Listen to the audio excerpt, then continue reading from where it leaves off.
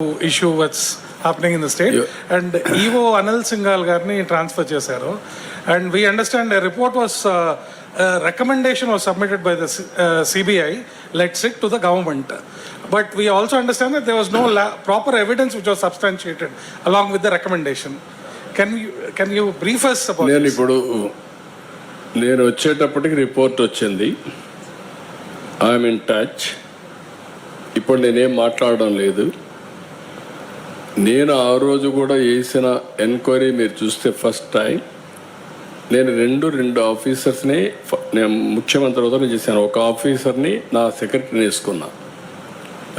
నేను ఏదైతే 5 సంవత్సరాలు చెప్పానో తిరుపతి పవిత్రతని కాపాడడానికి, ప్రక్షాళన దిశగా ముందుకు పోవడానికి, మళ్ళీ తిరుపతికి పూర్వ వైభవం తేవడానికి ఫస్ట్ ఆఫీసర్ నేను పంపించింది మనం అప్పట్లో శ్యామలరావుని పంపించాను. అయితే ఇక్కడికి వచ్చే కొద్దికి ఆ శ్యామలరావు పోయిన తర్వాత అన్ని ప్రక్షాళన చేసే దిశలో సబ్స్టాండ్ ఉంది అనే ఉద్దేశంతో ఒక రిపోర్టు అడిగాడు, ఎన్డీడీబీని అడిగాడు. ఎన్డీడీబీ రిపోర్ట్ కూడా వచ్చిన తర్వాత నేను మాట్లాడాను. ఇది అనిమల్ ఫ్యాట్ ఉంది, ఇలాంటి కూడా దుర్మార్గాలు చేశారు, అడల్టరేషన్ అని చెప్పాను. చెప్పిన తర్వాత గింజుకున్నారు, నానా యాగి చేశారు, దాన్ని సుప్రీంకోర్టు తీసుకుని అన్నీ చేశారు.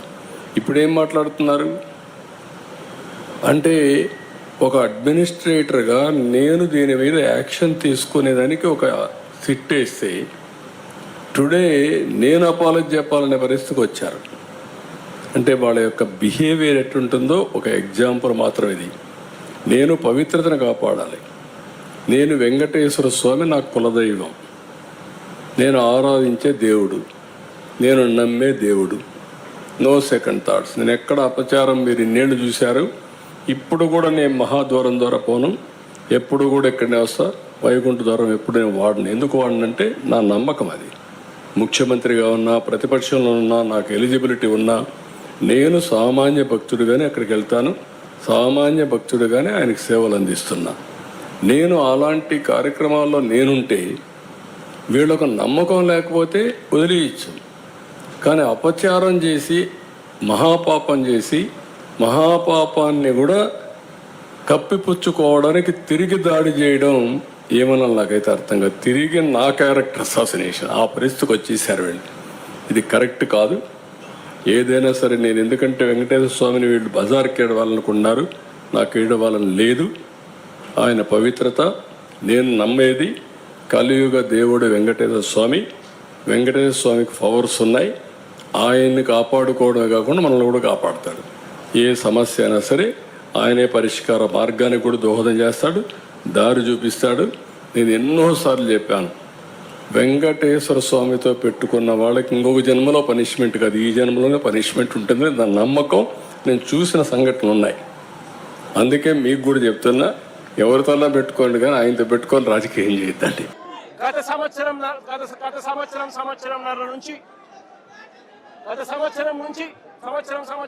నుంచి చంద్రబాబు నాయుడు గారు కావాలని ఉద్దేశపూర్వకంగా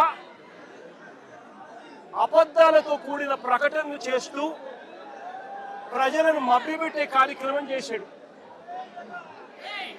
తిరుపతి నెయ్యిలో, పవిత్రమైన తిరుపతి నెయ్యిలో భక్తుల మనోభావాలను దెబ్బతీసే విధంగా కావాలని కుట్రపూరితంగా ఆ నెయ్యిలో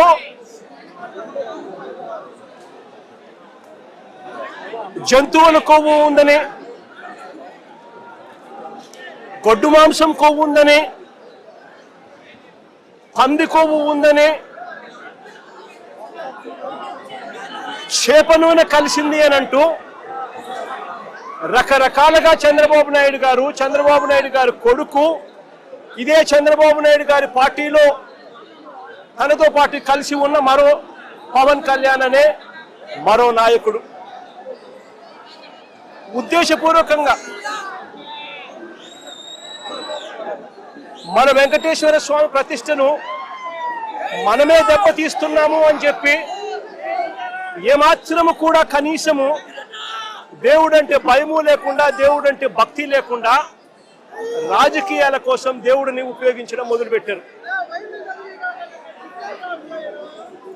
వీళ్ళు చేసిన ఆరోపణలు ఏదైతే ఉన్నాయో ఆ ఆరోపణలన్నీ కూడా అవాస్తవము అని ఏకంగా NDDB national dairy development board, NDDB, NDRI national development research institute, ఈ రెండు కూడా కేంద్రానికి సంబంధించిన ల్యాబులు. కేంద్రానికి సంబంధించిన ఈ ల్యాబులు వీళ్ళ హయాంలో వీళ్ళు ఇచ్చిన టెస్ట్ శాంపుల్, అవి శాంపులింగ్ టెస్ట్ శాంపుల్ కూడా అనలైజ్ చేసి వాళ్ళు సిబిఐ ఆధ్వర్యంలో అనలైజ్ చేసి ఈ నెయ్యిలో జంతువుల కొవ్వు కానీ, గొడ్డు మాంసం కొవ్వులు కానీ, పంది కొవ్వు కానీ, చేప నూనె కానీ, ఇటువంటివి ఇంకొకటి కానీ ఇటువంటివి అవి ఏవి లేవు అని చెప్పి నిర్ధారణ చేసి సర్టిఫికెట్లు ఇస్తే ఆ సర్టిఫికెట్లు సాక్షాత్తు సిబిఐ వాళ్ళ సిబిఐ ఛార్జ్ షీట్లో ఈ ఎన్డీడీబీ సర్టిఫికెట్, ఎన్డీఆర్ఐ సర్టిఫికెట్ రెండు కూడా పెట్టి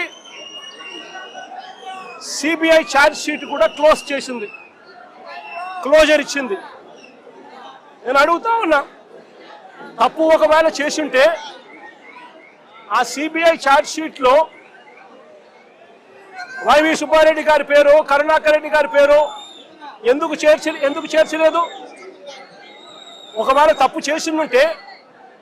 తప్పు చేసినట్టు ఒక ఆధారాలుంటే, తప్పు నిజమే అయితే వీళ్ళని ఎందుకు అరెస్ట్ చేయలేదు? అంటే సిబిఐ క్లీన్ చిట్ ఇస్తా ఉంది, ఎటువంటి తప్పు జరగలేదు అని వీళ్ళ పేర్లు కూడా ఛార్జ్ షీట్లో పెట్టకుండా, వీళ్ళని అరెస్ట్ చేయకుండా సిబిఐ క్లీన్ చిట్ ఇస్తా ఉంది.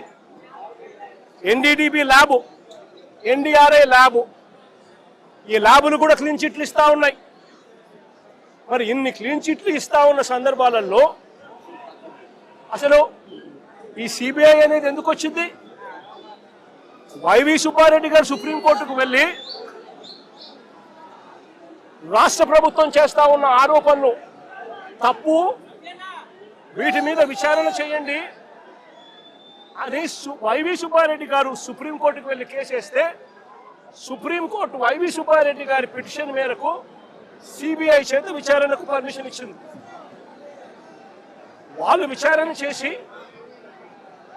వీళ్ళెవరూ తప్పు చేయలేదు అని చెప్పి నిర్ధారించి ఎన్డీడీబీ, ఎన్డీఆర్ఐ ల్యాబుల సర్టిఫికెట్లు కూడా పొందుపరిచి క్లీన్ చిట్లు ఇస్తే చంద్రబాబు నాయుడు గారు అనే వ్యక్తి, పవన్ కళ్యాణ్ అనే వ్యక్తి, నారా లోకేష్ అనే వ్యక్తి, ఇంకా ఇటువంటి అన్యాయస్తులు ఎవరైతే ఉన్నారో వీళ్ళంతా కూడా చేసిన తప్పుకు చంపలేసుకొని ప్రజలకు, వెంకటేశ్వర స్వామికి చేసిన తప్పులకు లెంపలేసుకొని క్షమాపణ కోరాల్సింది పోయి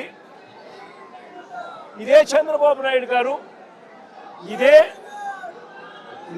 ఇదే లోకేష్ అనే చంద్రబాబు నాయుడు గారి కొడుకు, ఇదే పవన్ కళ్యాణ్ అనే ఇంకొక వ్యక్తి, వీళ్ళంతా కూడా కూడబలుపుకొని మళ్ళీ అదే అబద్ధాలను నిజమనిపించే విధంగా చెప్పాలని చెప్పి గోబెల్స్ ప్రచారం చేయాలి అనే దుర్బుద్ధితో, దురాలోచనతో వక్రీకరిస్తూ ఏకంగా ఫ్లెక్సీలు పెడతారు. నేను అడుగుతా ఉన్నా, తప్పుడు సమాచారాలతో, తప్పుడు విషయాలతో, కుల మతాలను రెచ్చగొట్టే విధంగా అబద్ధాలతో ఫ్లెక్సీలు పెట్టే అధికారం ప్రజాస్వామ్యంలో ఎవరికైనా ఉందా అని అడుగుతా ఉన్నా. ఇదే మాదిరిగా మేము కూడా ఫ్లెక్సీలు పెడితే మీరు ఒప్పుకుంటారా అని అడుగుతా ఉన్నా ఇదే చంద్రబాబు నాయుడు గారిని. సూపర్ 6 సూపర్ 7 ఎన్నికలప్పుడు మోసం చేశావు, బాండ్లు ఇచ్చావు,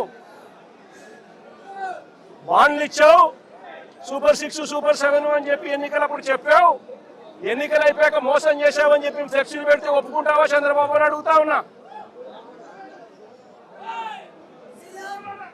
అబద్ధాలు చెప్తూ వక్రీకరిస్తూ అన్యాయాలు చేస్తా ఉన్న ఈ వ్యక్తి మీద ఇలాంటివే ఇంకా ఎన్నైనా చేస్తూ ఫ్లెక్సీలు పెట్టి ఒప్పుకుంటారా అని అడుగుతా ఉన్నాను. అబద్ధాలు చెబుతూ మోసం చేస్తూ వక్రీకరిస్తూ దుర్బుద్ధితో ఫ్లెక్సీలు పెట్టి భావోద్వేగాలను రెచ్చగొట్టే కార్యక్రమం ఒకవైపున చేస్తూ మరోవైపున చంద్రబాబు నాయుడు గారిని ఏకంగా సిబిఐ తన ఛార్జ్ షీట్ వేసిన నేపథ్యంలో ఎన్డీడీబీ ఎన్డీఆర్ఐ రెండు కూడా ల్యాబ్ సర్టిఫికెట్లు ఎటువంటి గొడ్డు మాంసము, ఎటువంటి కొవ్వు, ఎటువంటి జంతువుల కొవ్వు, ఎటువంటి మాంసము ఎటువంటిది లేదు అని చెప్పి ఇచ్చిన సర్టిఫికెట్లు ఒకవైపున ఇస్తే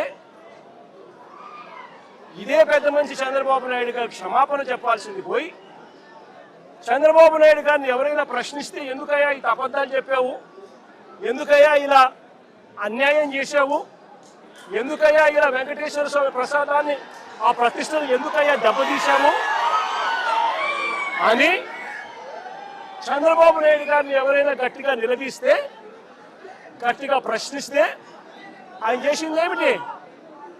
అంబటి రాంబాబు మీద దాడి.